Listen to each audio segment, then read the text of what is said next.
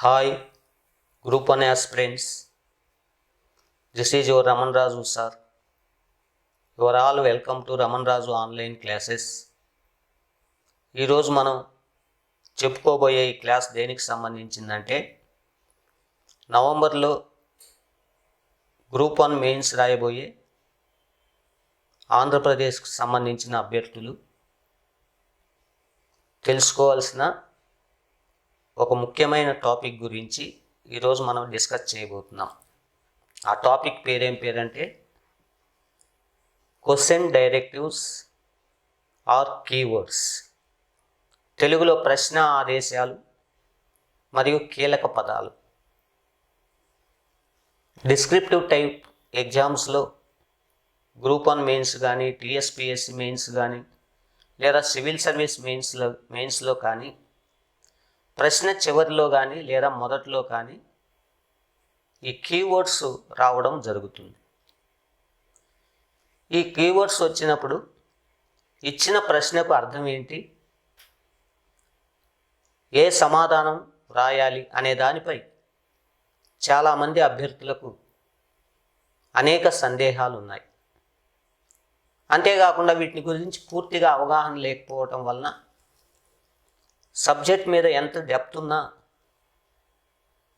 రాయబోయే సమాధానం ఏ విధంగా ఉండాలి అనే విషయమై అనేక మంది అనేక సమస్యలను ఎదుర్కొంటున్నారు.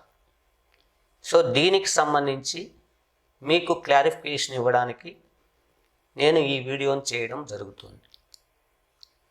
ఇక్కడ ప్రశ్న ఆదేశాలు లేదా కీలక పదాలు అనేవి ఎలాంటి ఆన్సర్ రాయాలి అనే దానికి సంబంధించిన ఒక సూచనలు.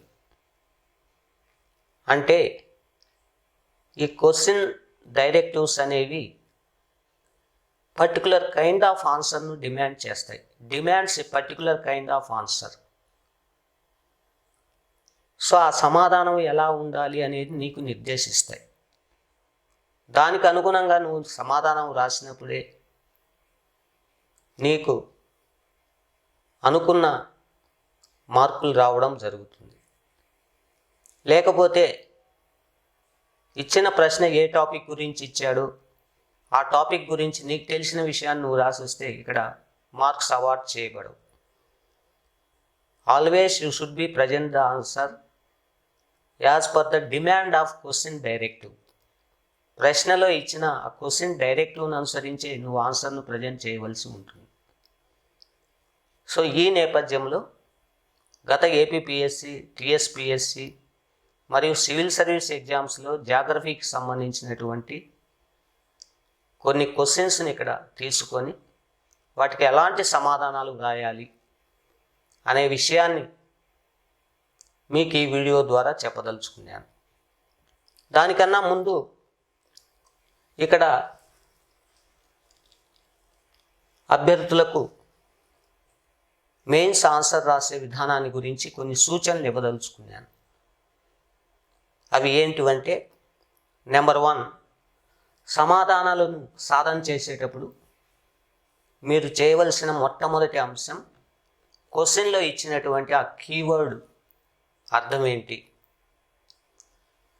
రెండవ సూచన ఏంటి అంటే, మెయిన్స్ ఎగ్జామ్స్కు మీరు ఎంత కష్టపడి చదువుతారో అంతే స్థాయిలో చదివిన దాన్ని ప్రాక్టీస్ చేయడం. అంటే పేపర్ మీద చదివిన దాన్ని 1కి 10 సార్లు మీరు రాయడం.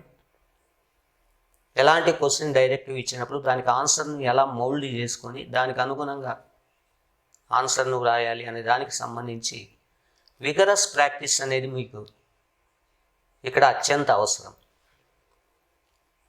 మూడవ సూచన ఏంటి అంటే, డిస్క్రిప్టివ్ టైప్లో ఆన్సర్ రాసేటప్పుడు మీరు ఎంచుకునే పదజాలం కానీ వ్రాసే విధానం కానీ చాలా సరళంగా, సింపుల్గా ఉండాలి. అంతేకాకుండా ఆన్సర్ రాసేటప్పుడు చిన్న చిన్న వాక్యాల్లో మీరు చెప్పదలుచుకున్న విషయాన్ని పేపర్ మీద ప్రజెంట్ చేయవలసి ఉంటుంది. అప్పుడే మీ పేపర్ దిద్దే ఎగ్జామినర్కు దాన్ని సులభంగా గ్రహించి సరైన స్థాయిలో మార్కులు ఇవ్వడం జరుగుతుంది. అలా కాకుండా మీరు రాసే ఆన్సరు కాంప్లికేటెడ్గా ఉండి వాక్యాలు పెద్ద పెద్దవిగా పులుష్టాలు కామాలు లేకుండా ఎలా పడితే అలా రాస్తే ఎగ్జామినర్కు ఒక విధమైనటువంటి ఇరిటేషన్ కల్పిస్తుంది. అందువల్ల 10 మార్కుల క్వశ్చన్కు జస్ట్ 2-3 వేసి వదిలేస్తాడు. కానీ మీరు రాసే భాష సరళంగా ఉండాలి, ఎంచుకునే పదజాలం కూడా సందర్భాన్ని బట్టి ఉండాలి, ప్లస్ చిన్న చిన్న వాక్యాల్లో మీరు ఆ సమాధానాన్ని వ్రాయవలసి ఉంటుంది. నెక్స్ట్ 4వ అంశం, మీకు చెప్పదలుచుకున్న 4వ అంశం ఏంటి అంటే, జాగ్రఫీ నుండి వచ్చే ప్రశ్నలకు సమాధానాలు వ్రాసేటప్పుడు మీరు ప్రశ్నలోని కంటెంట్కు అనుగుణంగా మ్యాప్స్ అంటే పటాలు, ఫ్లో చార్ట్స్, అలాగే చిన్న చిన్న స్కీమాటిక్ డయాగ్రామ్స్ను కూడా గీసినట్లయితే మీకు అదనంగా ప్రతి క్వశ్చన్కి కూడా 1 మార్కు వచ్చే అవకాశాలు జాగ్రఫీలో ఉన్నాయి. ఇది జాగ్రఫీలో ఉన్నటువంటి మంచి అవకాశం. అందుకని మీరు సమాధానంలో ఇచ్చిన క్వశ్చన్కు అనుగుణంగా మీరు వేసే మ్యాప్ కానీ ఆ ఫ్లో చార్ట్స్ కానీ సందర్భానుసారంగా ఉండాలి. అలా కాకుండా మీరు ఎక్కడ పడితే అక్కడ మ్యాప్స్ అవి ఇవి రాసినేసినందుకు మాత్రాన మీ ఆన్సర్లో క్లారిటీ అనేది దెబ్బతింటుంది. తీవ్ర గందరగోళానికి లోన్ చేసి ఎగ్జామినర్ మీకు ఇచ్చే మార్క్స్ను కూడా తగ్గించి ఇచ్చే అవకాశాలు ఉంటాయి. అందుకని ఎప్పుడూ కూడా ఆన్సర్కు అనుగుణంగా, క్వశ్చన్ డిమాండ్కు అనుగుణంగా మీరు ఫ్లో చార్ట్స్ కానీ, మ్యాప్స్ కానీ, వెన్ డయాగ్రామ్స్ కానీ వర్చువల్ స్టాటిస్టిక్స్తో చూపిస్తూ సమాధానం రాసినట్లయితే అది చాలా ఇంప్రెసివ్గా ఉంటుంది. అదనంగా 1/2 మార్కు లేదా 1 మార్కు మీరు పొందే అవకాశాలు ఉంటాయి. ఇవి జాగ్రఫీలో ఆన్సర్ రాసేటప్పుడు మీరు పాటించవలసిన, మరి గుర్తించుకోవాల్సిన ముఖ్యమైన అంశాలు. నెక్స్ట్ మీరు తెలుసుకోవాల్సిన మరొక ముఖ్యమైన విషయం ఏంటంటే, మీరు రాయబోయే ఆన్సర్ ముఖ్యంగా 3 స్టెప్స్లో ఉండాలి. That means any answer contains 3 steps. ఒకటి ఇంట్రడక్షన్.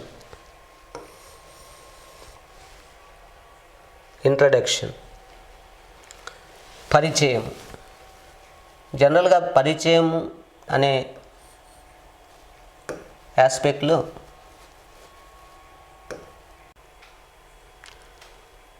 నెక్స్ట్ మీరు తెలుసుకోవాల్సిన మరొక ముఖ్యమైన అంశం ఏంటి అంటే, మీరు రాయబోయే సమాధానం 3 స్టెప్స్లో ఉండాలి. Any answer contains 3 steps. అవి ఒకటి ఇంట్రడక్షన్, అనగా ప్రశ్నలో ఇచ్చిన టాపిక్ సంబంధించినటువంటి గురించి జస్ట్ 2-3 లైన్స్లో, అనగా maximum 15 to 20 words, maximum 15 to 20 వర్డ్స్లో మాత్రమే, 15 to 20 వర్డ్స్లో మాత్రమే ఈ ఇంట్రడక్షన్ మీరు రాయబోయే సమాధానానికి సంబంధించిన ఇంట్రడక్షన్ ఉండాలి. ఎందుకంటే ఇంతకన్నా ఎక్కువ ప్రొలాంగ్ ఇంట్రడక్షన్ మీరు రాసినట్లయితే క్వశ్చన్కు మీకున్నటువంటి 9 or 10 minutes టైంలో సగం టైం అంతా దీనికే కన్జ్యూమ్ అయిపోతుంది. కానీ ఎగ్జామ్లో దీనికి అవార్డ్ చేసే మార్క్స్ కేవలం 1 మార్క్ మాత్రమే, లేదా 2 మార్క్స్ మ్యాక్సిమం. సో అందుకని మీరు మ్యాక్సిమం 15 to 20 వర్డ్స్లోనే టాపిక్ సంబంధించిన ఇంట్రడక్షన్ ముగించవలసి ఉంటుంది. మీరు రాసే ఆ ఇంట్రడక్షన్ కూడా టాపిక్ అనుగుణంగా, టాపిక్లోని కంటెంట్కి అనుగుణంగా ఉండాలి. క్వశ్చన్లో ఏ కంటెంట్ గురించి ఇచ్చాడో దానికి అనుగుణంగా ఇంట్రడక్షన్ రెలవెంట్గా ఉండాలి. రెండవది, మీరు రాసే సమాధానంలోని రెండవ అంశం, ఫస్ట్ వన్ ఇంట్రడక్షన్ పరిచయము, ఇంట్రడక్షన్, పరిచయము. దీన్ని ఇలా మీరు ఎగ్జామ్లో ఇంట్రడక్షన్ అని సైడ్ హెడ్డింగ్ పెట్టకూడదు. ఇట్లా జస్ట్ మీరు రాసే ఇంట్రడక్షను ఇలాంటి సైడ్ హెడ్డింగ్ లేకుండా మీరు డైరెక్ట్ 15-20 వర్డ్స్లో ఆ క్వశ్చన్కి సంబంధించినటువంటి ఆ మ్యాటర్ను వ్రాయవలసి ఉంటుంది. రెండవది వచ్చి మెయిన్ బాడీ పార్ట్.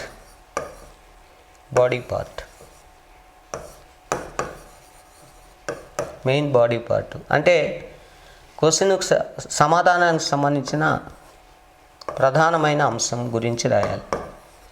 ఈ ప్రధానమైన అంశంలో ముఖ్యంగా క్వశ్చన్లోని కంటెంట్ సంబంధించినటువంటి మానవీయ దృక్కోణం, హ్యూమన్ ఆస్పెక్ట్కి సంబంధించినటువంటి కంటెంట్ ఎక్కువగా ఉండాలి. అంటే క్వశ్చన్లో ఏ కంటెంట్ గురించి ఇచ్చాడో ఆ కంటెంట్ మానవ సమాజంలో సాంఘిక ఆర్థిక అంశాల పరంగా ఎలాంటి ప్రభావాన్ని చూపుతోంది,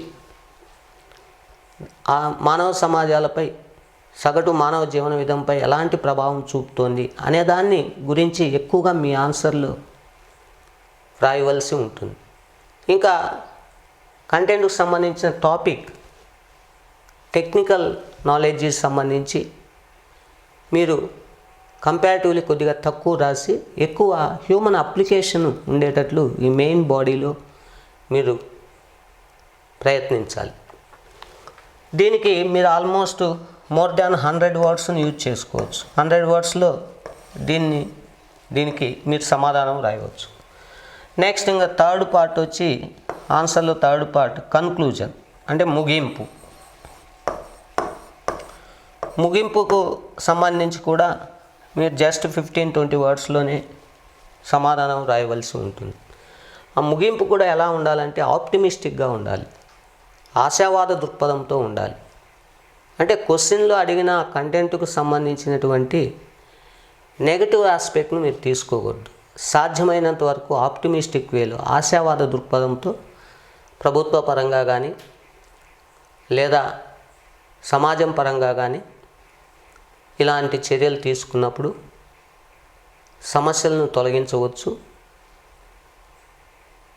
లేదా టార్గెటెడ్ పీపుల్ యొక్క లక్ష్యాలను చేరుకోవచ్చు అనే ఆశావాద దృక్పథంతో, అంటే నెగటివిటీని ముగింపులో మీరు తగ్గించి ఎన్ని సమస్యలు ఉన్నా కానీ లక్ష్యాన్ని చేరుకోగలము అనే దృక్పథంతో మీ కన్క్లూజన్ అనేది ఉండాలి. సో ఈ విధంగా మీరు డిస్క్రిప్టివ్ ఎగ్జామ్స్లో ఆన్సర్ రాసే విధానం అనేది ప్రజెంట్ చేయవలసి ఉంటుంది. నెక్స్ట్ వన్ మనం తెలుసుకోవాల్సిన ముఖ్యమైన విషయం ఏంటంటే జాగ్రఫీకి సంబంధించి అడిగే క్వశ్చన్స్లో సాధారణంగా కనిపించేటువంటి ఆ కీవర్డ్స్ లేదా క్వశ్చన్ డైరెక్టివ్స్ ఏంటివంటే నెంబర్ వన్ ఫస్ట్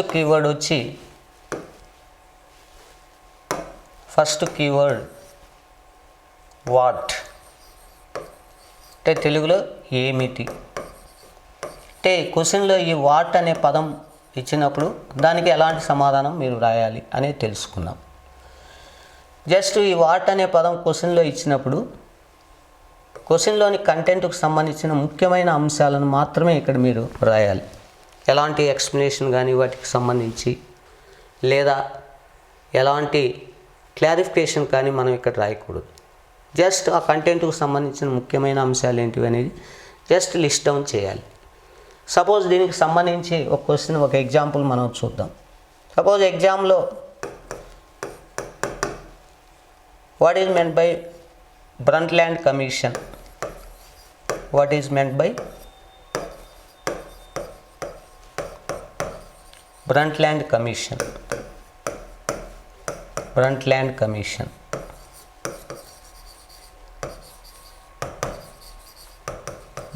కమిషన్ అనగానేమి?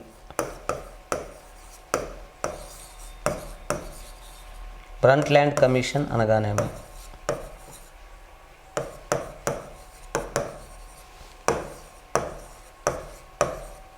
సో ఆ బ్రంట్ల్యాండ్ కమిషన్ దేనికి ఉద్దేశించినది, దాని ముఖ్యమైనటువంటి టార్గెట్ ఏంటి, లక్ష్యాలు ఏంటివి అనే విషయాలు మాత్రమే మీరు దీనికి ఆన్సర్ రాయాల్సి ఉంటుంది. మీ అందరికీ తెలుసు బ్రంట్ల్యాండ్ కమిషన్ దేనికి సంబంధించిందంటే సుస్థిర అభివృద్ధికి సంబంధించింది. సో ఈ బ్రంట్ల్యాండ్ కమిషన్ నిర్వచనాన్ని మీరు సింపుల్గా ఇందులో వ్రాయవలసి ఉంటుంది.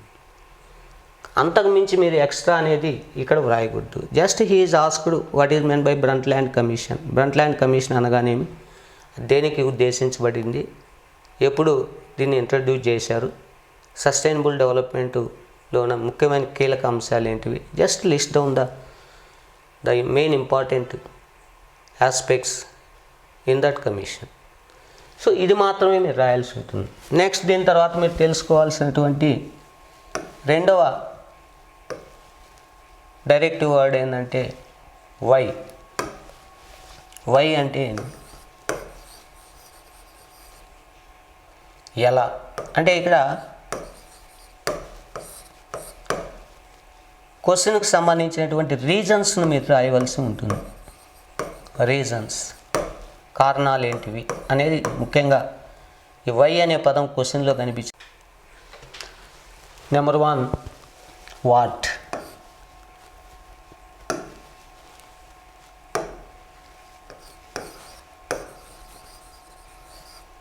తెలుగులో ఏమిటి. సో ప్రశ్నలో వాట్ అనే కీవర్డ్ వచ్చినప్పుడు జస్ట్ క్వశ్చన్లో ఇచ్చిన కంటెంట్కు సంబంధించినటువంటి ఆ డెఫినేషను ప్లస్ దాని యొక్క లక్ష్యాలను మాత్రమే రాయాలి. ఎలాంటి ఎక్స్ప్లెనేషన్ అనేది దాని మీద ఉండకూడదు. Suppose for example, what is meant by Brundtland Commission. What is meant by Brundtland commission.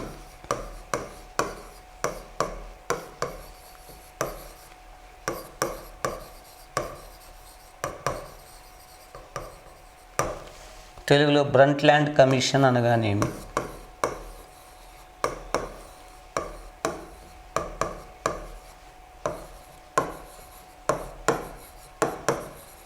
Commission అనగానేమి.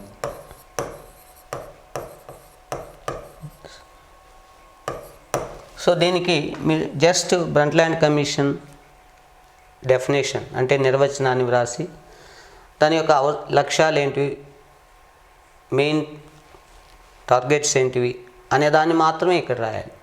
అందులో ఎలాంటి ఎక్స్ప్లెనేషన్ ఉండకూడదు. సపోజ్ బ్రంట్ల్యాండ్ కమిషన్ అనేది పర్యావరణవేత్తలు తరచూ ఉపయోగించే ఒక పదజాలం. ముఖ్యంగా అభివృద్ధి స్థానంలో సుస్థిరాభివృద్ధిని తీసుకురావాలి అని, మనం సాధించే అభివృద్ధి భవిష్యత్ తరాల అవసరాలను దృష్టిలో పెట్టుకొని ఉండాలని 1987లో ఈ పదాన్ని పర్యావరణవేత్తలు ఎక్కువగా ఉపయోగించడం జరిగింది. దీన్ని 1988 నుంచి అమలు చేయడం జరిగింది. ముఖ్యంగా సమాజము, ప్రజల ఆర్థిక స్థితిగతులు, వనరుల వినియోగము, వనరుల యొక్క పునఃకల్పన అంటే రీజనరేషన్, రిసోర్స్ రీజనరేషన్ లాంటి మెయిన్ కంటెంట్కు సంబంధించినటువంటి అర్థాన్ని తెలియజేసేదే బ్రంట్ల్యాండ్ కమిషన్. సో దాని యొక్క డెఫినేషను, దాని లక్ష్యాలు ఏంటివి అనేది మాత్రమే మీరు ఇక్కడ రాయవలసి ఉంటుంది. రెండవ కీవర్డ్ ఏంటంటే, ఎగ్జామ్లో కనిపించే రెండవ కీవర్డ్ ఏంటంటే వై.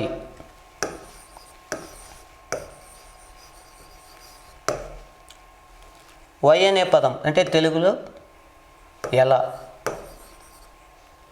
అనే పదము మీ క్వశ్చన్లో కనిపిస్తే జస్ట్ ఆ క్వశ్చన్లో ఇచ్చిన కంటెంట్కి సంబంధించినటువంటి రీజన్స్ను మాత్రమే రాయాలి, కారణాలను మాత్రమే రాయాలి. ఉదాహరణకు, why there is stiff resistance against the construction of large scale dams or big dams. భారీ ప్రాజెక్టుల నిర్మాణానికి ఎందువలన తీవ్ర వ్యతిరేకత సమాజంలో ఏర్పడుతోంది. సో అనే యాంగిల్లో ఈ క్వశ్చన్ అడిగినప్పుడు ఇందులో ఎలాంటి సమాధానం ఉండాలి అనేది ఆ క్వశ్చన్లో నిర్ణయించే పదమే వై. జస్ట్ నువ్వు ఆ కారణాలు ఏంటివి అనేది, ఎందుకు భారీ ప్రాజెక్టుల లేదా భారీ ఆనకట్టల నిర్మాణానికి వ్యతిరేకంగా దేశవ్యాప్తంగా వివిధ ఆందోళనలు, ముఖ్యంగా పర్యావరణవేత్తల నుంచి ఎందుకు తీవ్ర ఆందోళనలు ఎదురవుతున్నాయి, దానికి గల కారణాలు ఏంటివి అనే విషయాలను మీరు ఇక్కడ రాయవలసి ఉంటుంది. ముఖ్యంగా భారీ ఆనకట్టల నిర్మాణానికి వ్యతిరేకంగా ఆందోళన చేస్తున్నటువంటి సామాజిక శాస్త్రవేత్తలు కానీ, ముఖ్యంగా పర్యావరణవేత్తలు కానీ ఏ అంశాల పరంగా భారీ ప్రాజెక్టుల నిర్మాణాన్ని తీవ్రంగా వ్యతిరేకిస్తున్నారనే అంశాలను మీరు ఇందులో రాయవలసి ఉంటుంది. అంతేగాని వై అనే పదం క్వశ్చన్లో ఉన్నప్పుడు ఇంకా ఎక్స్ప్లనేటరీగా ఆన్సర్ రాయాలని మీరు ఉత్సాహంతో దానికి సంబంధించిన కేస్ స్టడీస్ని కోట్ చేయడం, సో ఇవన్నీ కూడా వ్రాయకూడదు. ఎందుకంటే వ్రాయొచ్చు, ఒకవేళ వ్రాయాలనుకున్నా మీకు ఇక్కడ టైం అనేది సరిపోదు. కాబట్టి అనవసరంగా క్వశ్చన్లో అడగని దాన్ని మీరు ఎక్స్ట్రాగా రాసి చూపించినట్లయితే మీకు మిగతా క్వశ్చన్లపై ఆ ప్రభావం పడి అన్ని క్వశ్చన్లు మీరు ఆన్సర్ చేయలేకపోవచ్చు. డిస్క్రిప్టివ్ టైప్ ఎగ్జామ్లో టైం మేనేజ్మెంట్ అనేది చాలా ఇంపార్టెంట్.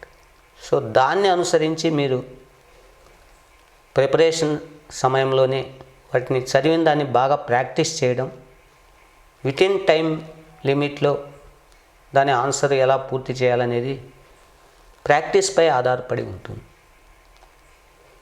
అలాగే జాగ్రఫీలో అడిగే ప్రశ్నల్లో వచ్చే మరొక కీవర్డ్ ఏంటంటే, మూడవది థర్డ్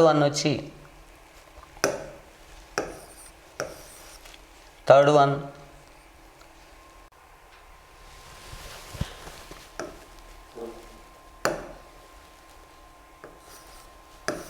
ఎక్స్ప్లెయిన్, అంటే తెలుగులో వివరింపు.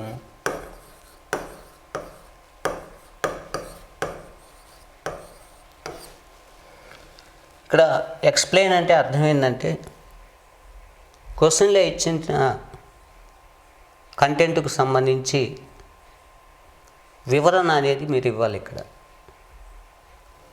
ఉదాహరణకు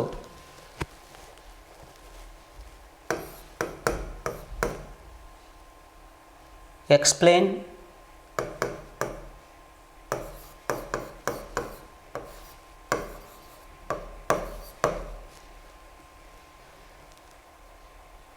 the factors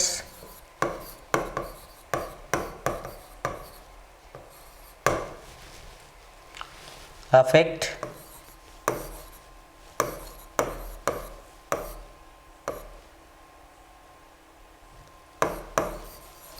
the location of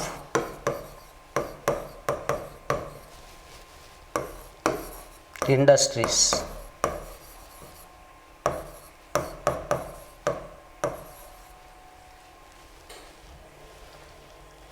తెలుగులో పరిశ్రమల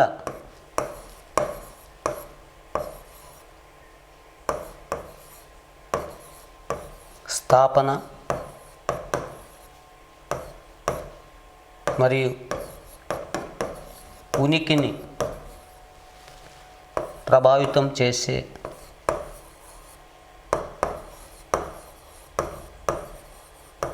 అంశాలను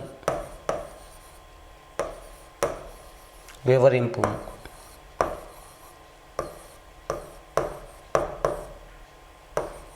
అనగా any entrepreneur will always locate industry wherever the production cost is very low. ఎక్కడైతే ఉత్పత్తి వ్యయం తక్కువగా ఉంటుందో ఆ ప్రాంతంలోనే పరిశ్రమలను స్థాపించడానికి ప్రతి పారిశ్రామికవేత్త కూడా ఉత్సాహాన్ని చూపిస్తారు. దానికి కారణం ఏంటంటే, పరిశ్రమ స్థాపక అనుకూలంగా ఉన్న ప్రదేశాల్లో మాత్రమే ఇండస్ట్రీని స్థాపించినప్పుడే మ్యాక్సిమం ప్రాఫిట్స్ అనేది వాళ్ళు పొందగలరు. This is the key element while location of any industry by the entrepreneurs. ముఖ్యంగా ఎక్కడైనా పరిశ్రమలను స్థాపించడానికి ప్రభావితం చేసే అంశాల్లో ఫస్ట్ వన్ వచ్చి source of raw material. Source of raw material, ముడి పదార్థాల లభ్యత. సోర్స్ ఆఫ్ రా మెటీరియల్, ముడి పదార్థాల లభ్యత.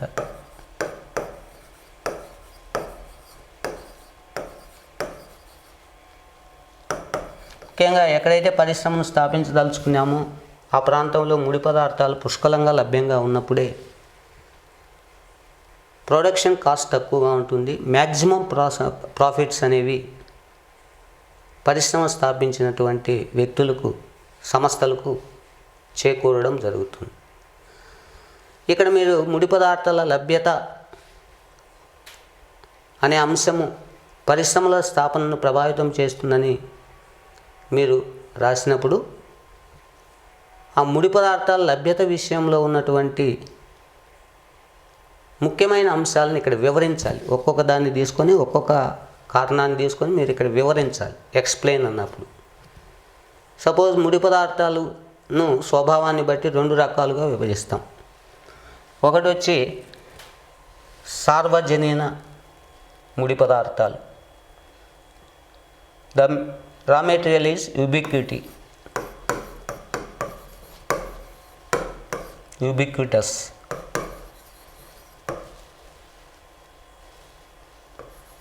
సార్వజనీన లభ్యత.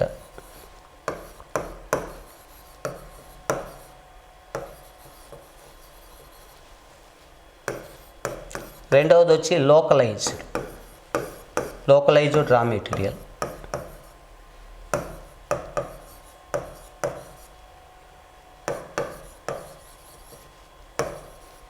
లోకలైజ్డ్ రా మెటీరియల్ అంటే ముడి పదార్థము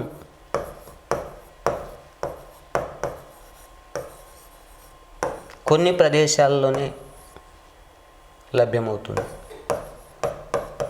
కొన్ని ప్రదేశాలలో మాత్రమే లభ్యమవుతుంది.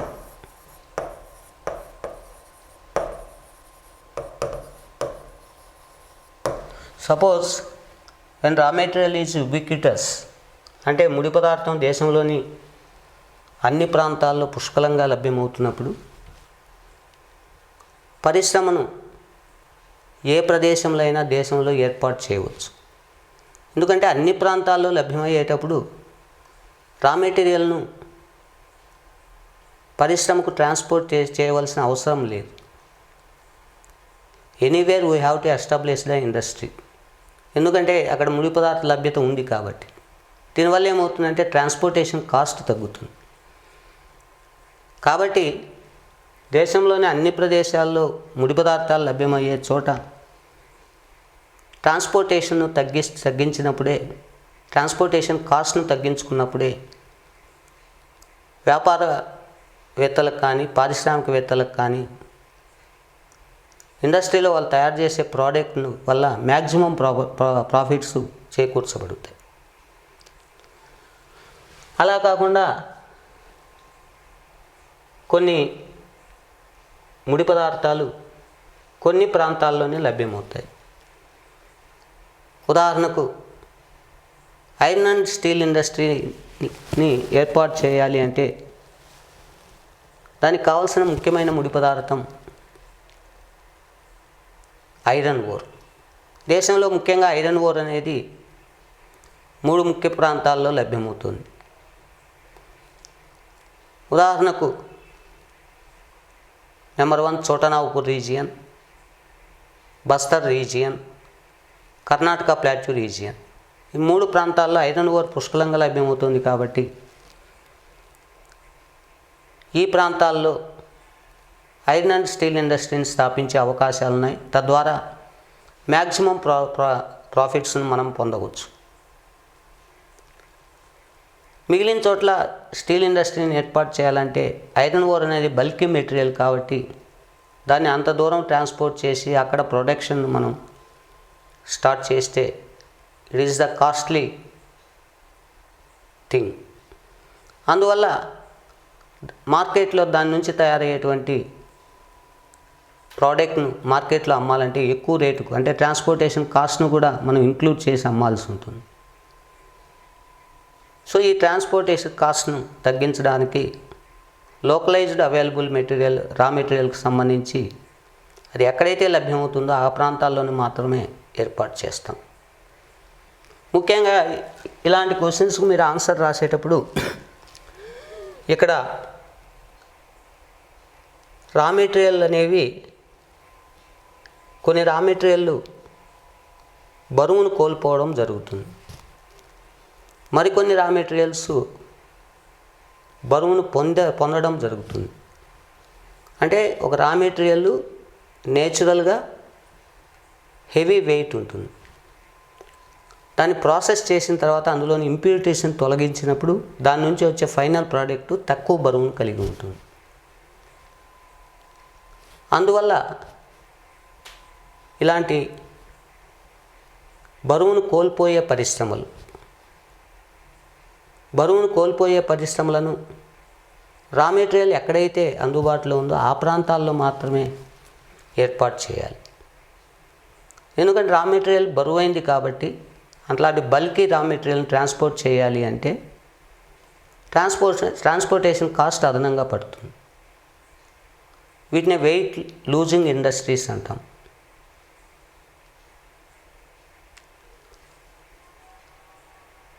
అలాగే వెయిట్ గెయినింగ్ ఇండస్ట్రీస్ సంబంధించి మనం పరిశ్రమను రా మెటీరియల్ ఎక్కడైతే అందుబాటులో ఉందో ఆ ప్రాంతాల్లో మాత్రమే ఏర్పాటు చేస్తాం. అలాగే ముడి పదార్థాలు అనేవి కొన్ని స్థానచలనం చెందే ఉంటాయి, మరికొన్ని స్థానచలనం చెందని, అంటే food losing industries, non food losing industries. ఉదాహరణకు షుగర్ ఇండస్ట్రీ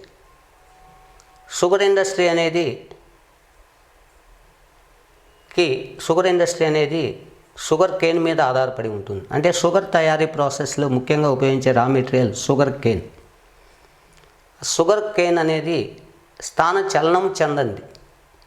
ఎందుకంటే షుగర్ కేన్ను ఎక్కువ కాలం నిల్వ ఉంచినట్లయితే దాంట్లో సుక్రోజ్ కంటెంట్ తగ్గిపోద్ది, డ్రై అయిపోయి. అందువల్ల చెరకు గడ్డను నరికిన తర్వాత వితిన్ 24 అవర్స్లోనే దాన్ని గానుగాడించవలసి ఉంటుంది. సో అలాంటప్పుడు షుగర్ పండే ప్రాంతాల్లో మాత్రమే షుగర్ ఇండస్ట్రీని ఏర్పాటు చేయాలి. ఎక్కువ దూరంలో ఏర్పాటు చేసినట్లయితే అందులో సుక్రోజ్ కంటెంట్ తగ్గిపోవడం వల్ల దాని నుంచి వచ్చే షుగర్ ప్రొడక్టివిటీ తగ్గిపోద్ది, చక్కెర ఉత్పాదకత తగ్గిపోద్ది. సో ఇలాంటి వాటిని స్థానచలనం చెందని పరిశ్రమలు అని పిలుస్తాం. సో అలాంటప్పుడు షుగర్ ఇండస్ట్రీస్ అన్నీ కూడా షుగర్ పండే ప్రాంతాల్లో మాత్రమే ఏర్పాటు చేయాలి. అలాగే కొన్ని ఫుడ్ లూజింగ్ ఇండస్ట్రీస్ అంటాం. ఫుడ్ లూజింగ్ ఇండస్ట్రీస్ సాధారణంగా చిన్నవిగా ఉంటాయి, కాలుష్యరహితంగా ఉంటాయి. వీటిని పరిమాణంలో చిన్నవిగా ఉంటాయి. వీటిని ఎక్కడ ఏర్పాటు చేసినా కానీ దీనివల్ల క్వాలిటీలో కానీ ప్రొడక్టివిటీలో కానీ వచ్చే మార్పు ఏమీ ఉండదు. అలాంటి వీటిని ఎక్కడైనా మనం ఏర్పాటు చేసుకోవచ్చు. జనరల్గా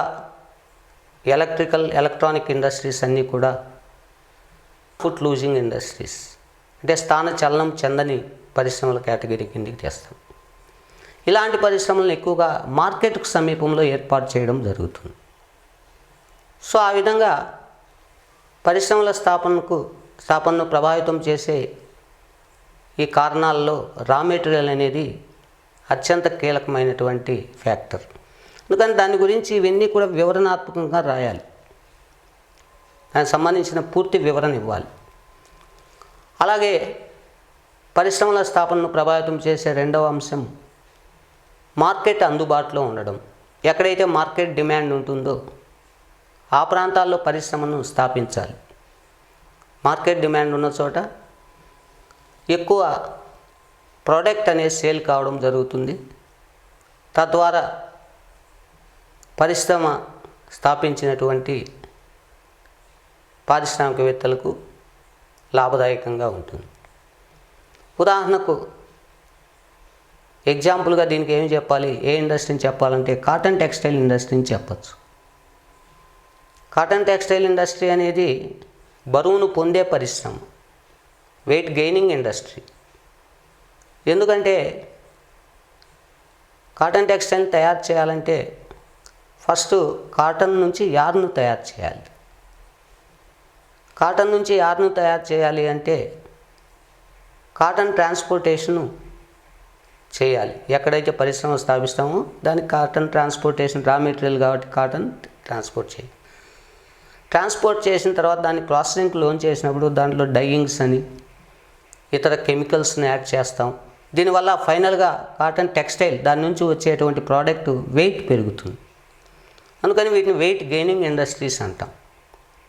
అందువల్ల ఇలాంటి పరిశ్రమలను కేవలం ప్రత్తి పండే ప్రాంతాల్లోనే కాకుండా ప్రత్తి పండని ప్రాంతాల్లో, ముఖ్యంగా మార్కెట్ డిమాండ్ ఉన్నటువంటి ప్రాంతాల్లో కూడా కాటన్ టెక్స్టైల్ పరిశ్రమను ఏర్పాటు చేస్తే లాభదాయకంగా ఉంటుంది.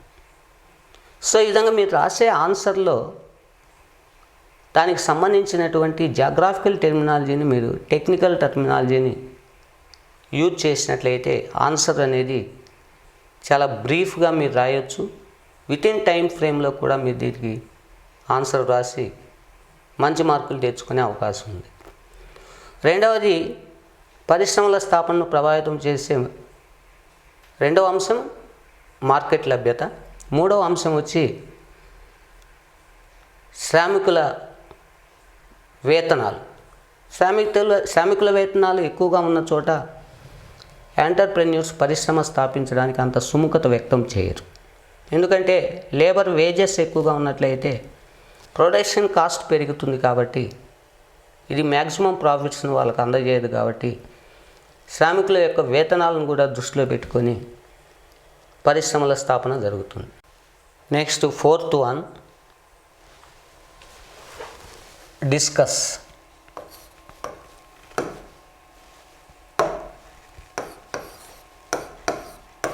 డిస్కస్నే డిబేట్ అని కూడా చెప్పచ్చు. తెలుగులో దీన్ని చర్చించుము.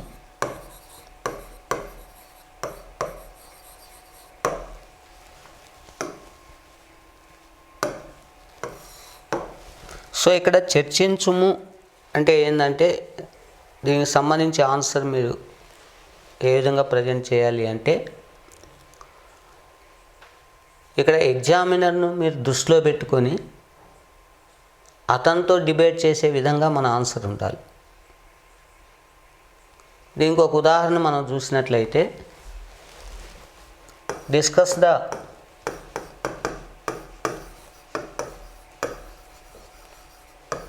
Various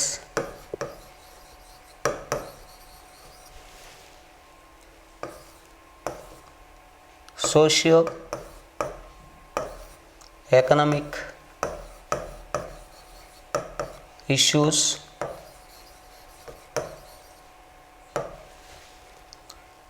originated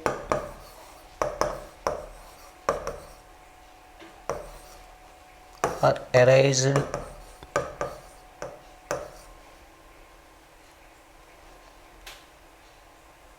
due to the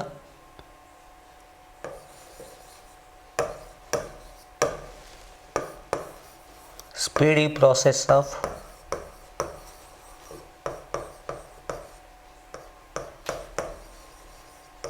urbanization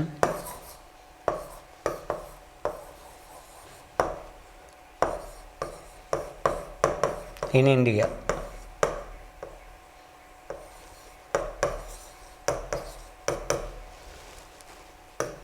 So this is the statement. So దీంట్లో ఏ ఆన్సర్ ఉండాలని నిర్ణయించేది డిస్కస్ అనే కీవర్డ్. సో దీనికి అనుగుణంగా మీరు ఇక్కడ ఆన్సర్ రాయాలి. అంటే మీరు రాసే ఆన్సర్ ఎగ్జామినర్ను దృష్టిలో పెట్టుకొని ఎగ్జామినర్తో మనం డిబేట్ చేస్తూ ఉండే విధంగా ఆన్సర్ని ఇక్కడ రాయాలి. ఇక్కడ ముఖ్యంగా వేగవంతమైన పట్టణీకరణ ప్రక్రియ వల్ల వేగవంతమైన speedy process of urbanisation in India, భారతదేశంలో వేగవంతమైన పట్టణీకరణ ప్రక్రియ వల్ల అనేక సామాజిక ఆర్థిక సమస్యలు ఏర్పడుతున్నాయి, చర్చించుము అని ఇస్తున్నాడు. అంటే ఇక్కడ చర్చించుము అంటే క్వశ్చన్లో అడిగిన నెగటివ్ ఆస్పెక్ట్స్నే కాకుండా పాజిటివ్ ఆస్పెక్ట్స్ని కూడా ఉదహరిస్తూ మనం రాయాలి. అంటే ఇక్కడ మీరు రాయబోయే ఆన్సర్లో ఇంట్రడక్షన్ పార్ట్లో ఎందుకు భారతదేశంలో పట్టణీకరణ ప్రక్రియ వేగవంతమవుతోంది, దానికి గల కారణాలు ఏంటివి,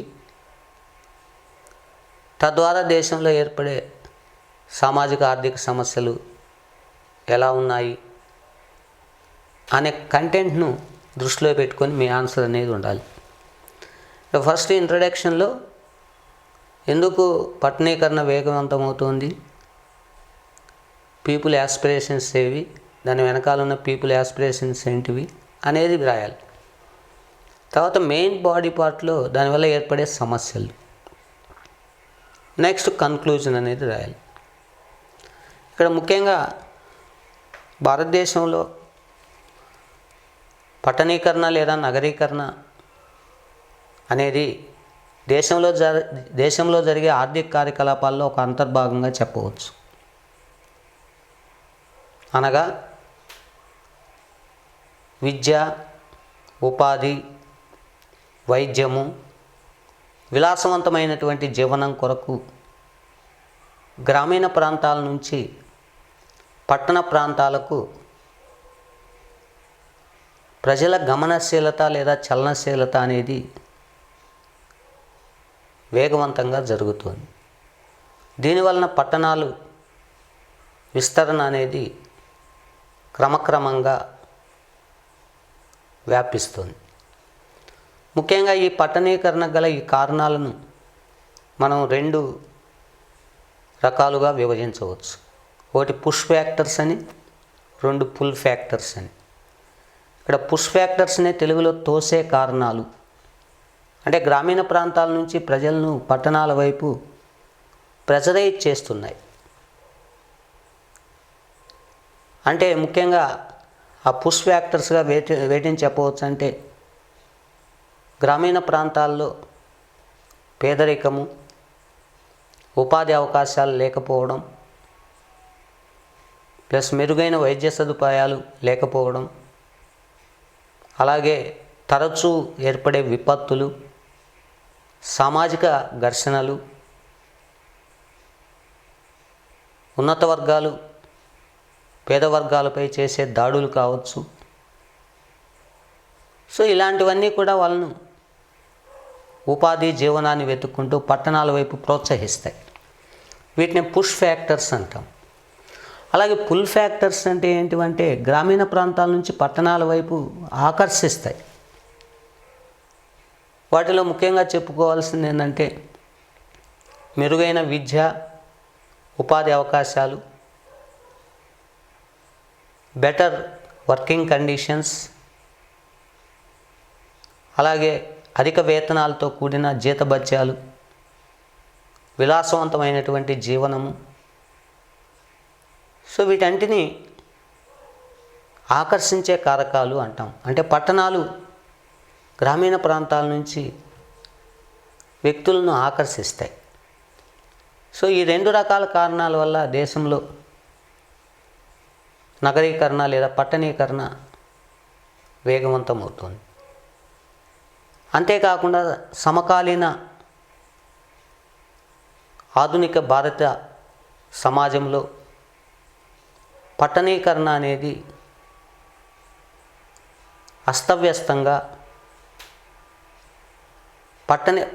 అస్తవ్యస్తంగా ప్రణాళికాబద్ధంగా లేకుండా ఉంటుంది. It's a unplanned and directionless urbanisation which will be going on in India. దీనివల్ల పట్టణ ప్రాంతాల్లో లేదా నగర ఆవాసాలలో అనేక సమస్యలు ఏర్పడుతున్నాయి. ఈ సమస్యల్లో నెంబర్ 1 అర్బన్ స్ప్రాల్. అంటే అర్బన్ స్ప్రాల్ అంటే గ్రామీణ ప్రాంతాల నుంచి పుష్ అండ్ పుల్ ఫ్యాక్టర్స్ కారణంగా, తోసే కారణాలు మరియు ఆకర్షించే కారణంగా అనేక మంది గ్రామీణ ప్రాంత ప్రజలు ఉపాధి, విద్య, వైద్యము,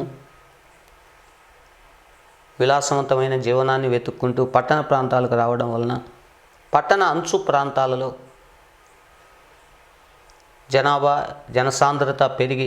జనాభా పరిమాణము, జనసాంద్రత పెరిగి పట్టణాలు, నగరాలు వేగవంతంగా విస్తరిస్తున్నాయి. దీని కారణంగా పట్టణ అంచు ప్రాంతాల్లో అనేక సామాజిక రుగ్మతలు, అసాంఘిక కార్యకలాపాలు అనేవి పెచ్చుమీరిపోతున్నాయి. ముఖ్యంగా క్రిమినల్ యాక్టివిటీస్ బాగా పెరిగిపోతున్నాయి. నెక్స్ట్, గ్రామీణ ప్రాంతాల నుంచి పట్టణ ప్రాంతాల వైపు వలస రావడం వల్ల ముఖ్యంగా ఉమ్మడి కుటుంబాల విచ్ఛిత్తి జరుగుతుంది. Disintegration of joint family system. ఉమ్మడి కుటుంబాల విచ్ఛిత్తి జరిగి న్యూక్లియర్ ఫ్యామిలీస్, కేంద్రీకృత కుటుంబాలు పెరుగుతున్నాయి. అంటే కుటుంబంలో వ్యక్తుల మధ్య, అన్నదమ్ముల మధ్య, అక్క చెల్లెల మధ్య ఘర్షణలు రేగి ఎవరికి వారు న్యూక్లియర్ ఫ్యామిలీస్గా విడిపోవడానికి దారితీస్తుంది. అంతేకాకుండా గ్రామీణ ప్రాంతాల నుంచి పట్టణ ప్రాంతాలకు వలస రావడం వలన హౌసింగ్ ప్రాబ్లం అనేది ప్రధాన సమస్యగా ఏర్పడుతుంది. అంటే ల్యాండ్ స్కార్సిటీ ఏర్పడుతుంది. తక్కువ ప్రాంతంలో ఎక్కువ జనసాంద్రత కేంద్రీకృతం కావడం, దీనివల్ల రెంటల్ వాల్యూస్ పెరిగిపోవడం, తక్కువ వేతనాలతో కూడిన శ్రామికులకు ఇది ఆర్థికంగా భారంగా పరిణమించడం, ఇలాంటి సమస్యలకి దారితీస్తుంది. అంతేకాకుండా ముఖ్యంగా పట్టణ ప్రాంతాల వైపు వలసలు ఎక్కువ కావడంతో తక్కువ వేతనాలు, రెంటల్ వాల్యూస్ పెరిగిపోవడంతో స్లమ్ ఏరియాస్, మురికివాడల సంఖ్య పట్టణాల్లో పెరిగిపోతుంది. ఈ మురికివాడల్లో సరైన మౌలిక వస్తువులు లేకపోవడం, అలాగే సరైనటువంటి పారిశుధ్య వస్తువులు లేకపోవడం, ఇలాంటి కారణంగా అంటువ్యాధులు ప్రబలడానికి కారణమవుతుంది. అంతేకాకుండా ఆహారపు అలవాట్లు, డ్రెస్ ప్యాటర్న్లో చేంజెస్ రావడం, ముఖ్యంగా గ్రామీణ ప్రాంత ఆహారపు అలవాట్లను క్రమక్రమంగా మర్చిపోతూ పట్టణ ప్రాంత ఆహారపు అలవాట్లు, పిజ్జా, బర్గర్ లాంటి నూతన ఆహార అలవాట్లకు లోను కావడం, నగర ప్రజల యొక్క డయటరీ సిస్టమ్ దెబ్బతినిపోవడం, ఇమ్యూనిటీ మీద ప్రభావం చూపడం, ఇలాంటి దీర్ఘకాలిక పర్యవసానాలకు ఇవన్నీ కూడా దారితీస్తున్నాయి. ప్లస్ పాశ్చాత్య ప్రభావాలు, వెస్టర్నైజేషన్ ఇన్ ఇండియన్ సొసైటీ భారత పట్టణాల్లో పెరిగిపోవడం, క్రిమినల్ యాక్టివిటీస్ పెరిగిపోవడం, నేరాలు, లా అండ్ ఆర్డర్ సమస్యలు ఏర్పడడం, ట్రాఫిక్ సమస్యలు, టోటల్ భారతీయ సమాజంలో నగర ఆవాసాలలో ఇలాంటి సాంఘిక, సాంస్కృతిక, ఆర్థికపరమైన సమస్యలు ఈ వేగవంతమైన పట్టణీకరణ వల్ల అనేకం ఏర్పడుతున్నాయి. సో ఇది మెయిన్ బాడీ. మీరు రాసే ఆన్సర్లో ఇంట్రడక్షన్, మెయిన్ బాడీ, తర్వాత కన్క్లూజన్. ఇప్పుడు ఈ పట్టణీకరణ వల్ల ఏర్పడే సమస్యలను అధిగమించాలంటే ప్రణాళికాబద్ధమైన ప్రభుత్వ విధానాలను రూపొందించి అమలు చేయాలి. ప్రజలందరూ కూడా, నగర ప్రజలు బాధ్యతాయుతంగా మిగిలి నగర పర్యావరణాన్ని శుద్ధంగా ఉంచుకోవాలి. గవర్నమెంట్ రూల్స్, గైడ్లైన్స్ ప్రకారం సాలిడ్ వేస్ట్ మేనేజ్మెంట్ను ప్రజలే తమ ఇంట్ల పరిసరాల్లో దాన్ని కంట్రోల్ చేసుకోవాలి. ఇలా ప్రజలు, ప్రభుత్వ భాగస్వామ్యంతో నాణ్యమైన నగర ఆవాసాలను, కాలుష్యరహితమైన నగర ఆవాసాలను మనం ఏర్పాటు చేసుకోవచ్చు. సో ఈ కంటెంట్ మీ ఆన్సర్లో ఉండాలి.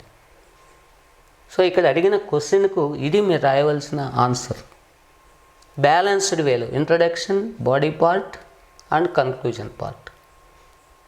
దేనికది ప్రపోర్షనేట్ రేషియోలో ఆన్సర్ అనేది మీరు రాయాలి. ఇంట్రడక్షన్ పార్ట్ ఎప్పుడు కూడా జస్ట్ 15 to 20 వర్డ్స్ అనేది ఎలాబొరేటివ్గా కాకుండా కాంప్రహెన్సివ్గా ఉండాలి. మెయిన్ బాడీ పార్ట్లో ఏం చెప్పబోతున్నావు, దానికి గల కారణాలు, దానివల్ల ఏర్పడే కాన్సిక్వెన్స్, ఇవన్నీ కూడా ఇంట్రడక్షన్ పార్ట్లో జస్ట్ 15 to 20 వర్డ్స్లో మీరు రాసే విధంగా ప్రాక్టీస్, సాధన అనేది ఉండాలి. అలాగే కన్క్లూజన్ పార్ట్ కూడా 15 to 20 వర్డ్స్ మించకుండా జస్ట్ బాడీ పార్ట్లో ఏం రాశారో దానికి పరిష్కార మార్గాలు, జస్ట్ సొసైటీ నుంచి, ప్రభుత్వం నుంచి రెండు బ్లెండెడ్గా రాస్తూ బ్యాలెన్స్డ్ వేలో, ఆప్టిమిస్టిక్ వేలో మీరు రాయాలి. ఇది డిస్కస్ వచ్చినప్పుడు ఎలాంటి ఆన్సర్ రాయాలి అనే దాని గురించి. So students, this is the end of today's class. The remaining part of today's class is continued tomorrow also. Thank you very much.